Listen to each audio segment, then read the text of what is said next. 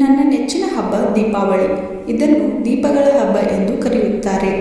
ಇದು ಸಾಮಾನ್ಯವಾಗಿ ಅಕ್ಟೋಬರ್ ಮಧ್ಯದಿಂದ ನವೆಂಬರ್ ಮಧ್ಯದವರೆಗೆ ಬರುತ್ತದೆ.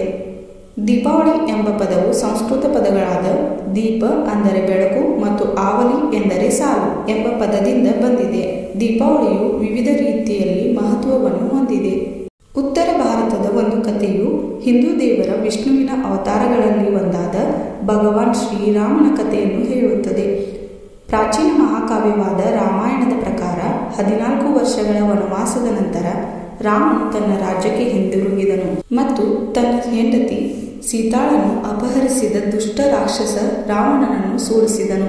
ಅವನ ರಾಜ್ಯವಾದ ಅಯೋಧ್ಯೆಗೆ ಬಂದ ಮೇಲೆ ಜನರು ದೀಪಗಳನ್ನು ಹಚ್ಚುವ ಮೂಲಕ ಸ್ವಾಗತಿಸಿದರು. ಮತ್ತು ದಕ್ಷಿಣ ಭಾರತದ ಜನಪ್ರಿಯ ಕಥೆಯು ಹಿಂದೂ ದೇವರು ಕೃಷ್ಣನ ಬಗ್ಗೆ. ದುಷ್ಟ ರಾಜನಾದ ನರಕಾಸುರನಿಂದ 16,000 ಮಹಿಳೆಯರನ್ನು ಉಳಿಸುತ್ತಾರೆ. ಎರಡು ಕಥೆಗಳಲ್ಲಿ ಇದು ಕೆಟ್ಟದರ ಮೇಲಿನ ಒಳ್ಳೆಯ ವಿಜಯವಾಗಿದೆ. ದೀಪಾವಳಿಯು ಲಕ್ಷ್ಮೀದೇವಿಯ ಆಚರಣೆಯೂ ಹೌದು. ದೀಪಾವಳಿಯ ದಿನದಂದು ನಾನು ದೇವಸ್ಥಾನಕ್ಕೆ ಭೇಟಿ ನೀಡಲು ಇಷ್ಟಪಡುತ್ತೇನೆ. ಅಲ್ಲಿ ನಾನು ತಾಯಿ ಲಕ್ಷ್ಮಿಯನ್ನು ಪ್ರಾರ್ಥಿಸುತ್ತೇನೆ. ನಾವು ಲಕ್ಷ್ಮೀ ದೇವಿಯನ್ನು ಶಾಂತಿ, ಸಮೃದ್ಧಿ ಮತ್ತು ಸಂಪತ್ತಿಗಾಗಿ ಪೂಜಿಸುತ್ತೇವೆ. ನಾವು ನಮ್ಮ ಮನೆಗಳನ್ನು ದೀಪಗಳಿಂದ, ರಂಗೋಲಿ ಮತ್ತು ಪಟಾಕಿಗಳಿಂದ ಮನೆಗಳನ್ನು ಬೆಳಗಿಸುತ್ತೇವೆ.